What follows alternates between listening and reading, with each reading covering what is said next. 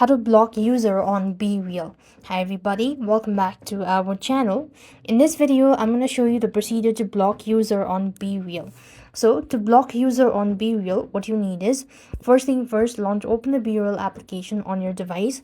Make sure you're connected to a stable internet and that the application is updated to the latest version. So to block user on BeReal, you just have to go to their profile. So I do not have any friend at the moment. So what you need is just look for the friend that you actually want to block.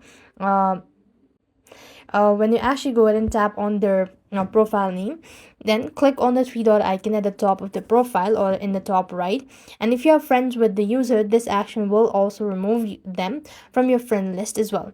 Now click on the block option or from the list and then go ahead and block the user or the person that you want to block from BeReal, and this way you'll have successfully blocked user on BeReal.